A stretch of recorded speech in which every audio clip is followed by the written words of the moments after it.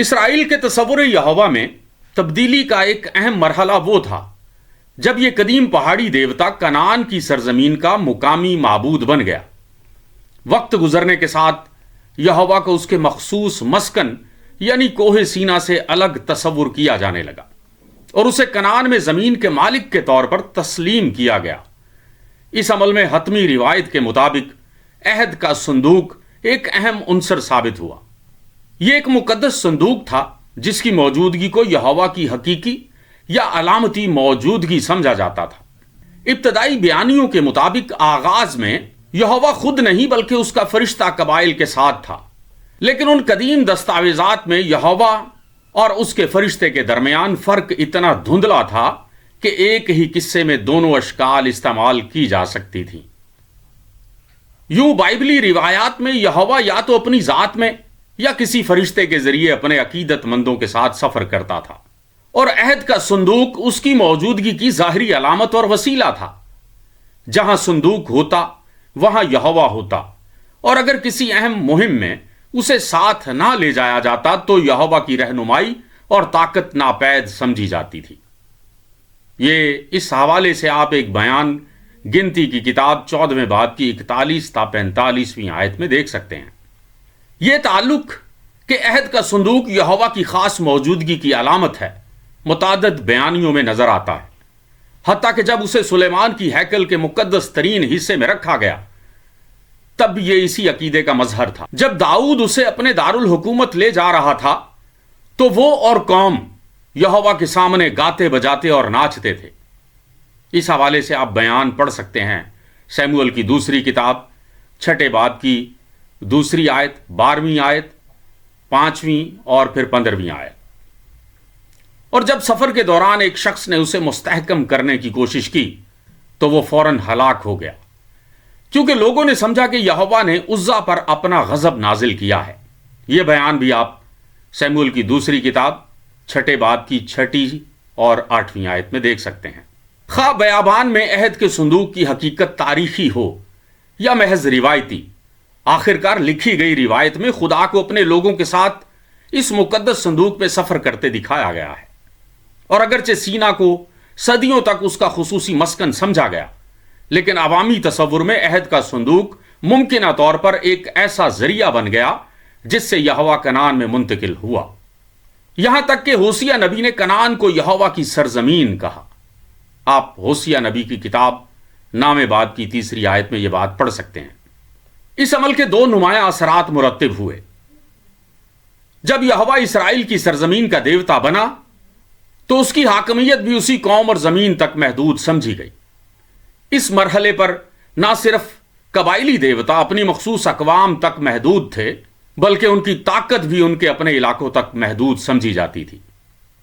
فلسطینی شہر بیت لحم سے زیادہ دور نہ تھے، مگر جب داؤد ساؤل کے حسد کی وجہ سے وہاں پناہ لینے پر مجبور ہوا تو اس نے شکوہ کیا کہ انہوں نے مجھے آج یہوہ کی میراث سے نکال دیا، اور کہا کہ جا دوسرے معبودوں کی عبادت کر۔ یہ بات آپ سیموئل کی پہلی کتاب 26ویں باب کی 19ویں آیت میں دیکھ سکتے ہیں۔ یہ تصور کہ یہوہ کی موجودگی صرف اسرائیلی حدود میں ممکن ہے اسرائیل کی پوری تاریخ میں جاری رہا، یہاں تک کہ کتاب یونا میں جو بعد کے دور کی ایک بین الاقوامی تحریر ہے، یہ دکھایا گیا ہے کہ یونا دوسرے ملک میں جا کر یہوہ کے حضور سے بھاگنا چاہتا تھا۔ یہ بات آپ یونا کی کتاب 1 باب کی 3 اور 10ویں آیت میں دیکھ سکتے ہیں۔ اسی طرح جب نعمان ایک شامی سردار الیشا نبی کے ذریعے شفا پانے کے بعد واپس دمشق گیا تو وہ اسرائیل کی مٹی اپنے ساتھ لے گیا تاکہ غیر ملکی زمین میں بھی یہوہ کی عبادت کر سکے۔ یہ بات آپ سلاطین کی دوسری کتاب 5ویں باب کی 17ویں آیت میں دیکھ سکتے ہیں۔ یہ تصورات دوسرے دیوتاؤں کی حقیقت کو تسلیم کرنے کے مترادف تھے، جیسا کہ افتاح نے مواب کے دیوتا کاموس کو اس کی سرزمین پر اقتدار دینے کا اعتراف کیا۔ قضات کی کتاب 11ویں باب کی 23ویں اور 24ویں آیت میں یہ واقعہ مرقوم ہے۔ جب یہوہ کنعان میں داخل ہوا تو وہ زراعت کا دیوتا بننے پر مجبور ہو گیا۔ بیابان میں وہ ایسا نہ تھا کیونکہ وہاں زراعت کی ضرورت ہی نہیں تھی۔ मगर जब इसराइली खाना बदोशी छोड़कर जमीन के काश्तकार बने तो उनके मजहबी ख्यालात में गहरी तब्दीलियां आईं। कनानियों के साथ इश्तिराक के नतीजे में यहोवा की इबादत में भी बतदरीज कनानी देवताओं की इबादत शामिल होने लगी। कनानी बाल देवता ज़रात और पैदावार के माबूद थे। इसराइली इब्तदा में यहोवा को जंगी खुदा के तौर पर जानते थे, जबकि कनानी बाल से बारिश और खेतों की जरखेजी की उम्मीद रखते थे। इस तफरीक के बावजूद वक्त के साथ दोनों इबादत का इम्तिजाज होने लगा, यहां तक कि यहोवा खुद भी एक बाल बन गया। यह इख्तिलात इसराइली अकायद पर गहरे असरात मुरत्तिब करता रहा। कनानी देवताओं की तरह यहोवा को भी ज़रई खुशहाली का जरिया समझा जाने लगा और ज़रई त्यौहार जैसा कि ईद फसा, ईद खयाम, ईद हफ्ता और फसल की ईद वगैरह उसके साथ मंसूब कर दिए गए। बाइबली सहीफे बाद में इन त्यौहारों को मूसवी शरीयत का हिस्सा करार देते हैं, हालांकि उनकी असल कनानी मजहब में थी। ताहम इससे इख्तिलात की भारी कीमत चुकानी पड़ी। यहोवा को हमेशा एक सख्त गिर, जंगजू और पाकीज़ा माबूद के तौर पर पेश किया जाता था, मगर ज़रई देवताओं के साथ मेल जोल ने उसमें बेराह रवी की रसूम दाखिल कर दी। हत्ता कि यरूशलेम की मरकजी हैकल में भी यूसिया बादशाह की इस्लाहात से पहले फहाशी और बदफैली आम थी। यह बात आप सलातीन की दूसरी किताब 23वें बाब की 7वीं आयत और फिर होसिया की किताब 4थे बाब की 13वीं और 14वीं आयत में देख सकते हैं। यही वजह है कि अंबियाए कराम, खासतौर पर होसिया और एलिया, इस बिगाड़ के खिलाफ उठ खड़े हुए और उन्होंने यहोवा की असल तकदीस को बहाल करने की कोशिश की। उनके मुताबिक इसराइलियों को दोबारा अपने असल माबूद की तरफ रुजू करना चाहिए था, जो ना तो कनानी देवताओं की तरह था और ना ही उनकी ख्वाहिश परस्ती में मुलव्विस था। इसराइल के अवामी मजहब में शामिल बेशुमार अवामिल के असल माखज का पता लगाना मुमकिन नहीं। यहोवा की रिवायत सिर्फ एक धागा थी जो एक पेचीदा गठ जोड़ में उलझी हुई थी, जहां कदीम सामी विरासतें, जान परस्ती की बाकियात और मुख्तलिफ मज़ाहिब के इम्तिजाजी असरात उलझे हुए थे।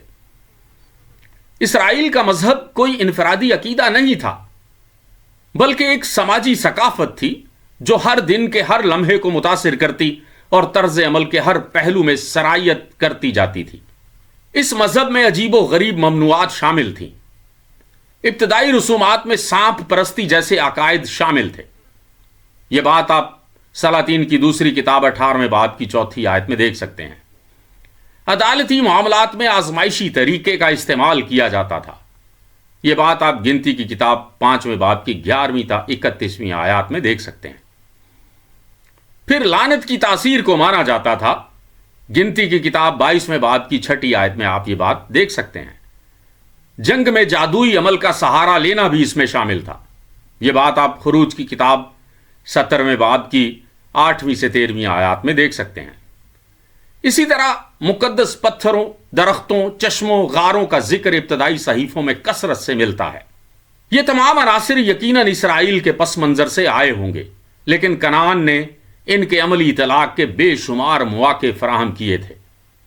इब्रानियों ने मुकद्दस मुकामात को अपनाया, उनके गिर्द बुजुर्गों से मुतलिक रिवायात घड़ लीं, वहां के रिवायती रसूम और रिवाज को जज्ब कर लिया और उन्हें यहोवा के अकीदे और इबादत के पेचीदा निज़ाम में बुन दिया।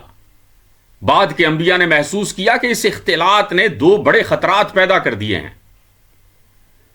पहला खतरा यह था कि इसने पुरानी सख्ती की जगह बाल परस्ती की पुरकशिश आजाद रवि को दे दी है। दूसरा यह कि उसने उन तजारती नाहमवारियों और जुल्म और सितम को जायज करार दिया जिन्हें तरक्की याफ्ता कनान के बाल देवताओं की हिमायत हासिल थी और जो यहोवा के उन कदीम तसव्वुरात के खिलाफ थे जिनमें समाजी यकजहती, मुसावात और अदल व इंसाफ की कदरें बुनियादी हैसियत रखती थी। तारीखी तखय्युल मुकम्मल तौर पर उन मुख्तलिफ असबाब और मौके का इहाता नहीं कर सकता जिनकी बदौलत इब्रानी तसव्वुर इलाहियात में तदरीजी वुसअत और बुलंदी पैदा हुई, लेकिन इस अमल के कुछ नकूश वाज़े तौर पर नजर आते हैं। यहोवा आसमान का खुदा बन गया, मसलन ज़बूर 2 की 4 आयत, ज़बूर 11 की 4, ज़बूर 103 की 19वीं आयत और तवारीख की दूसरी किताब 6ठे बाब की 18वीं आयत। चूंकि वो एक पहाड़ी खुदा था जो बादलों, बिजली और गरज चमक पर काबू रखता था, اس لیے قدرتی طور پر وہ آسمان کے ساتھ منسلک ہو گیا۔ یعقوب کے آسمانی سیڑھی کے خواب میں یہوہ کو اوپر دکھایا گیا ہے۔ پیدائش کی کتاب کے 28ویں باب کی 12ویں اور 13ویں آیات دیکھی جا سکتی ہیں۔ اور بابل کے برج کی کہانی میں یہوہ کو انسانوں کی اس کوشش سے حسد کرتے دکھایا گیا ہے جو اس کے آسمانی مسکن تک پہنچنے کی خواہش رکھتے تھے۔ یہ واقعہ آپ پیدائش کی کتاب کے 11ویں باب کی 1 سے 9 آیات میں دیکھ سکتے ہیں۔ ان روایات سے یہ ظاہر ہوتا ہے کہ یہوہ کی حاکمیت محض ایک پہاڑ یا زمین کے کسی خاص خطے تک محدود نہ رہی، بلکہ آسمانوں تک وسیع ہو گئی تھی۔ یہ تصور ابتدا میں پہلے سے موجود زمینی خیالات کے ساتھ ساتھ چلتا رہا۔ چند افراد نے پہلے اس پر یقین کیا، پھر بہت سو نے اسے تسلیم کیا، اور آخر کار یہ عوامی عقیدے کا حصہ بن گیا۔ جب زبور 18 یہوہ کو آسمان جھکانے والا بیان کرتا ہے تو یہ ظاہر کرتا ہے کہ یہوہ کے متعلق ابتدائی محدود تصورات اب پیچھے رہ گئے تھے۔ یہاں تک کہ لفظ الوہیم جو عبرانی میں عام طور پر خدا کے لیے استعمال ہوتا ہے، اس کا تعلق ایک وسیع سامی لفظی خاندان سے ہے، جس کے متعلق بعض کا خیال ہے کہ اس کا مطلب بنیادی طور پر آسمانی خدا تھا۔ اس بنیاد پر کچھ لوگ ابتدائی سامی توحید کا امکان ظاہر کرتے ہیں، لیکن بائبل میں اس کا کوئی ثبوت نہیں ملتا۔ مزید برآں الوہیم کا اصل مطلب بھی غیر واضح ہے۔ یہ خاص طور پر آسمان کے لیے نہیں بلکہ عمومی طور پر قوت کے مفہوم میں استعمال ہوتا ہے۔ چنانچہ اس کی بنیاد پر کسی قدیم وحدانیت کا نظریہ قائم کرنا قابل قبول نہیں ہے۔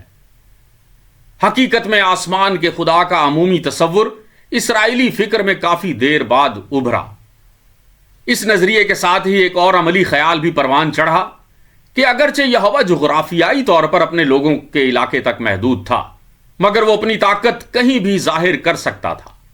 اسرائیل کے اپنے روایتی قصے، تاریخی اور اساطیری بیانات اس بات کو واضح کرتے ہیں کہ وہ ہمیشہ تمام معلوم دنیا میں سرگرم رہا۔ کیا اس نے مصر میں اپنے لوگوں کے حق میں اپنی طاقت کا مظاہرہ نہیں کیا تھا؟ کیا اس نے کلدانیوں کے اور میں ابراہیم کو بلایا اور فرات سے لے کر نیل تک تمام رہنماؤں کے ساتھ براہ راست معاملہ نہیں کیا تھا؟ بالکل اسی طرح جس طرح ایک زمینی بادشاہ اپنی سرزمین کے باہر بھی اپنی طاقت کا مظاہرہ کر سکتا ہے، یہوہ جو مقدس سرزمین کا خدا تھا اپنی طاقت وسیع کرتا چلا گیا۔ جب یہودا اور افرائیم میں بادشاہت قائم ہوئی تو ان نظریات کو عملی شکل دی گئی۔ خاص طور پر شاہی خاندانوں کے درمیان بین الاقوامی شادیاں اس کا ذریعہ بنی۔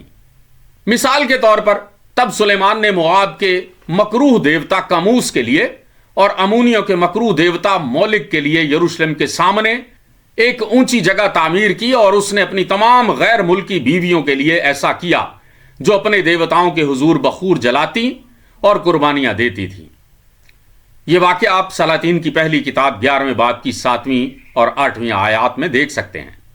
اس طرح کی بین العلاقائی عبادات سے ظاہر ہوتا ہے کہ دیوتاؤں کی پرستش اپنی مخصوص سرزمین سے باہر بھی ممکن سمجھی جانے لگی تھی۔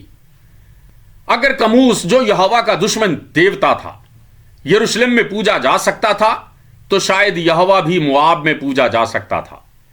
تاہم یہوہ کے پرجوش پرستار اس عمل کو ارتداد اور گناہ سمجھتے تھے۔ یہ سب عوامل یہوہ کے تصور کو وسعت دینے میں مددگار ثابت ہوئے، لیکن اس مرحلے پر بھی ایک دیندار عبرانی مکمل توحید پر ایمان نہیں رکھتا تھا۔ وہ ایک دیوتا کی عبادت کرتا تھا لیکن دوسرے دیوتاؤں کی موجودگی سے انکار بھی نہیں کرتا تھا، یا وہ صرف یہوہ کی پرستش کرتا تھا مگر باقی دیوتاؤں کی حقیقت کو مسترد نہیں کرتا تھا۔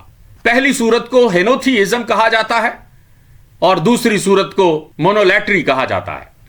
یہوہ کے تصور کی گہرائی میں سب سے اہم عنصر اسرائیلی خانہ بدوش ثقافت اور اموری تجارتی تمدن کے درمیان تصادم تھا۔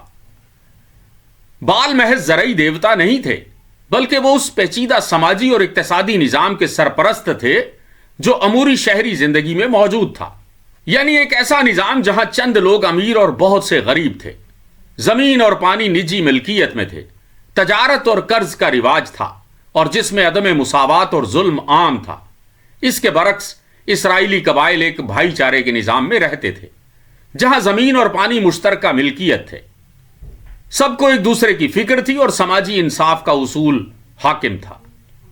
یہی وجہ ہے کہ جب ایلیا نبی کا سامنا بال کے پجاریوں سے ہوا تو یہ محض ایک مذہبی تنازع نہیں تھا بلکہ ایک سماجی انقلاب تھا۔ ایلیا نے نبوت کے کھیت پر قبضے کے خلاف بادشاہ اخیب کے خلاف سخت احتجاج کیا۔ یہ واقعہ آپ سلاطین کی پہلی کتاب 21ویں باب میں پڑھ سکتے ہیں۔ ان کے نزدیک یہوہ صرف ایک خدا نہیں تھا بلکہ سماجی انصاف کا ضامن بھی تھا۔ اس طرح اسرائیل میں یہوہ کا تصور نہ صرف توحید کی طرف بڑھا بلکہ اخلاقی توحید میں تبدیل ہو گیا۔ ابتدائی سینائی یہوہ محض ایک پہاڑی طوفانی خدا تھا، مگر نبیوں کے ذریعے اس کے تصور میں اخلاقی عناصر شامل ہوتے گئے۔ یہوہ کا اسرائیل کو چننا محض جغرافیائی بنیاد پر نہیں تھا بلکہ یہ ایک عہد تھا جو اخلاقی اور سماجی اصولوں پر مبنی تھا۔ یہی وہ پس منظر ہے جس میں یہوہ کی پرستش اور اس کے سماجی اصولوں کو بال کی عبادت اور اس کے سماجی نظام سے الگ کیا گیا، اور یہی کشمکش جو اسرائیلی معاشرے میں جاری رہی بالآخر اخلاقی توحید کی بنیاد بنی۔ الہیاتی لحاظ سے ایلیا وحدانیت پرستی کی نمائندگی کرتا تھا، یعنی دیگر خداؤں کے وجود کو تسلیم کرنا، لیکن اسرائیل کے لیے صرف یہوہ کو واحد خدا ماننا۔ تاہم ایک متحرک اور ترقی پذیر عقیدے کے لیے وحدانیت پرستی توحید کی ابتدائی شکل ہوتی ہے، اور اسرائیل کے خدا کے تصور کا بتدریج ارتقاء 8ویں صدی کے انبیاء میں واضح تھا۔ پھر بھی ہوسیہ اور آموس کے لیے کنعان خاص طور پر یہوہ کی سرزمین تھی اور دیگر زمینیں ناپاک سمجھی جاتی تھیں۔ یہ بات آپ آموس کی کتاب 7ویں باب کی 17ویں آیت میں دیکھ سکتے ہیں، اور پھر ہوسیہ کی کتاب 9ویں باب کی 3 آیت میں دیکھ سکتے ہیں۔ کنعان کے اندر یہوہ کی عبادت بلند مقامات پر کی جاتی تھی۔ نسلوں بعد ہی اس روایت کے خلاف انبیائی احتجاج سامنے آیا اور خدا کا وہ تصور پروان چڑھا جس میں ایک مرکزی اور مخصوص عبادت گاہ کی ضرورت سمجھی گئی۔ اس دوران یہوہ اور بال دیوتاؤں کے درمیان اخلاقی اور رسمی کشمکش برقرار رہی، یعنی ایک طرف ناقابل مصالحت دشمنی اور دوسری طرف ناگزیر امتزاج۔ چنانچہ ہوسیہ نے زرعی نعمتوں کو بال دیوتاؤں کے بجائے یہوہ کی عطا قرار دیا، لیکن ساتھ ہی بال پرستی میں رائج بے راہ روی کی عبادت پر تنقید بھی کی۔ یہ بات آپ ہوسیہ کی کتاب 2 باب کی 8ویں آیت میں دیکھ سکتے ہیں، پھر 4 باب کی 12ویں تا 14ویں آیات میں دیکھ سکتے ہیں۔ تاہم اس پرانے پس منظر کے مطابق پہلے تحریری انبیاء مذہب کی تاریخ میں معروف راستے سے توحید کی طرف بڑھتے ہوئے دکھائی دیتے ہیں۔ اس وقت الہیات کا سوال ہماری موجودہ بحثوں سے بالکل مختلف انداز میں اٹھایا جاتا تھا۔ یہ کائنات کے آغاز اور اس کے انتظام و انصرام سے متعلق نہیں تھا۔ عبرانیوں میں سائنسی تجسس تھا، اور پیدائش کی پہلی کتاب سے معلوم ہوتا ہے کہ وہ اپنی دنیا کی تخلیق کو اپنے خدا کی طرف منسوب کرتے تھے۔ حتیٰ کہ آموس نے بھی یہوہ کو وہ جس نے سریا اور جبار بنائے کہا۔ آموس کی کتاب 5ویں باب کی 8ویں آیت میں یہ بات مرقوم ہے۔ تاہم ابتدائی انبیاء میں یہ پہلو زیادہ نمایاں نہیں تھا۔ اس وقت سب سے اہم اور واضح سوال یہ تھا کہ قوموں کے خداؤں میں سے کون سا خدا سب سے حقیقی اور طاقتور ہے۔ جب سنہرب نے یروشلم کے محصور لوگوں کو پیغام بھیجا تو اس نے ان کی الہیات پر براہ راست ضرب لگائی۔ خبردار، کہیں حزقیہ تمہیں یہ کہہ کر قائل نہ کرے کہ یہوہ ہمیں بچا لے گا۔ کیا قوموں کے کسی خدا نے اپنی زمین کو شاہ اسور کے ہاتھ سے بچایا؟ حمات اور ارفاد کے خدا کہاں ہیں؟ سفرائم کے خدا کہاں ہیں؟ کیا انہوں نے سامریہ کو میرے ہاتھ سے بچایا؟ ان تمام ممالک کے خداؤں میں سے کون سا ایسا تھا جو اپنے ملک کو میرے ہاتھ سے بچا سکا، جو یہوہ یروشلم کو میرے ہاتھ سے بچا لے گا؟ یہ بیان آپ یسایہ کی کتاب 36ویں باب کی 18ویں تا 20ویں آیات میں دیکھ سکتے ہیں۔ اس سوال کا جواب دیتے ہوئے ابتدائی انبیاء عملی توحید کی طرف بڑھتے چلے گئے، کیونکہ وہ یہوہ کو نہ صرف اسرائیل بلکہ ان کے دشمنوں کی کامیابیوں اور ناکامیوں کا ذمہ دار ٹھہراتے اور تمام انسانوں پر اس کی حاکمیت کے قائل ہوتے جاتے تھے۔ چنانچہ یسایہ کے نزدیک یہوہ نے دنیا کے طاقتور ترین بادشاہ سے کہا، اے اسوری، تو میرے غضب کا عصا ہے اور تیرا ہاتھ میرا قہر ہے۔ یسایہ کی کتاب 10ویں باب کی 5ویں آیت میں یہ بات مرقوم ہے۔ اسی طرح آموس کے مطابق یہوہ نے نہ صرف بنی اسرائیل کو مصر سے نکالا بلکہ فلسطینیوں کو کفتور اور آرامیوں کو کیر سے منتقل کیا۔ یہ بات آپ آموز کی کتاب نام باب کی 7ویں آیت میں دیکھ سکتے ہیں۔ ایسا خدا جس کی حاکمیت تمام اقوام اور انسانیت پر محیط ہو، اس کے لیے دیگر دیوتاؤں کا وجود جلد ہی غیر حقیقی معلوم ہونے لگتا ہے۔ اس کے علاوہ 8ویں اور 7ویں صدی کے انبیاء میں عملی توحید کے ساتھ اخلاقی تصورات کی ایک حیران کن ترقی بھی ہوئی۔ یہ انسانی فکری تاریخ میں ایک ایسا غیر معمولی اضافہ تھا جسے سمجھنے کی کوشش میں ہم آج بھی حیران رہ جاتے ہیں۔ باوجود یہ کہ ہمارے پاس تمام الہامی اور سماجی عوامل موجود ہیں، پھر بھی ہم انبیاء کی گہرائیوں میں چھپی شخصیت پر حیران رہ جاتے ہیں۔ خدا کے اخلاقی تصور کی سب سے نچلی سطح شاید خروج کی ایک قدیم داستان میں پائی جاتی ہے، جہاں یہوہ موسیٰ کو کسی وجہ کے بغیر قتل کرنا چاہتا ہے، لیکن صفورہ کے فوری طور پر موسیٰ کے بیٹے کا ختنہ کرنے سے خدا اسے چھوڑ دیتا ہے۔ یہ بات آپ خروج کی کتاب 4 باب کی 24ویں آیت سے 26ویں آیت میں دیکھ سکتے ہیں۔ اس قدیم داستان اور جلا وطنی سے قبل کے عظیم انبیاء یعنی ہوسیہ سے یرمیہ تک کے خدا کے بلند اخلاقی وقار میں زمین آسمان کا فرق ہے، اور یہ انسانی تاریخ میں ایک غیر معمولی انکشاف ہے۔ اگرچہ انبیاء اپنی جنگ ہار گئے کیونکہ وہ ابتدائی خانہ بدوش برابری کے سماجی انصاف کو محفوظ رکھنے میں کامیاب نہ ہو سکے، لیکن وہ ایک بڑی جنگ جیت گئے۔ انہوں نے یہوہ کو اسرائیل کے سماجی اور اقتصادی ناانصافیوں کے ساتھ منسلک ہونے سے روک دیا۔ وہ نہ صرف اپنی قوم کے رسم و رواج اور معاشرتی نظام کی تائید کرنے والے خدا کو رد کرتے تھے، بلکہ اسے اخلاقی معیار کا حامل ایک منصف قرار دیتے تھے، جو اپنی منتخب قوم کو بھی ان کے اخلاقی اصولوں کی خلاف ورزی پر مسترد کر سکتا تھا۔ یہی وہ بنیادی عنصر ہے جو عہد قدیم کے خدا کے تصور کو منفرد بناتا ہے۔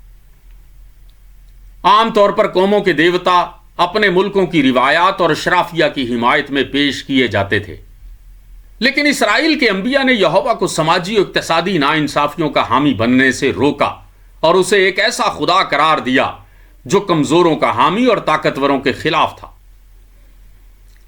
وہ ایک ایسا اخلاقی جج تھا جو افراد اور اقوام کا محاسبہ کرتا تھا، اور اس کا یہ تصور ہمیں بادشاہوں اور کاہنوں کے ذریعے نہیں بلکہ انبیاء کے ذریعے ملا، جو اسے ایک غیر حاصل شدہ سماجی آئیڈیل کے ساتھ جوڑتے تھے۔ ہوسیہ اس عظیم روایت میں ایک بلند مقام رکھتا ہے۔ اس نے آموز کی طرح اپنی قوم پر سخت تنقید کی۔ یہ بات آپ ہوسیہ کی کتاب 4 باب کی 1 آیت میں دیکھ سکتے ہیں۔ لیکن وہ خدا کے تصور کو ایک منصف سے بڑھا کر ایک نجات دہندہ تک لے گیا۔ اس کی اپنی ازدواجی زندگی کے المیہ نے اسے یہ سکھایا کہ جیسے وہ اپنی بیوی کی بے وفائی کے باوجود اسے محبت کرتا رہا، اسی طرح یہوہ بھی اسرائیل سے محبت کرتا ہے، باوجود اس کے کہ وہ دیگر خداؤں کی طرف متوجہ ہو گئے۔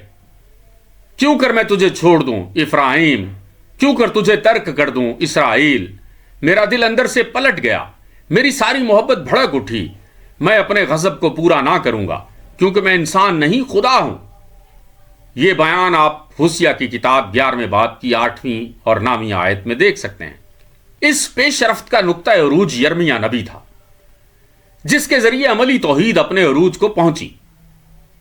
اس کے نزدیک یہوہ کی حاکمیت پوری کائنات پر تھی، جیسا کہ اس نے بیان کیا، کیا میں نزدیک رہنے والا خدا ہوں اور دور کا خدا نہیں؟ کیا کوئی خود کو مجھ سے چھپا سکتا ہے؟ کیا میں آسمان و زمین سے بھرا ہوا نہیں؟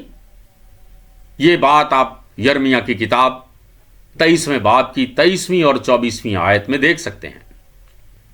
اس طرح اسرائیل کے انبیاء نے ایک ایسے خدا کا تصور پیش کیا جو محض قومی خدا نہیں بلکہ کائناتی اور اخلاقی خدا تھا۔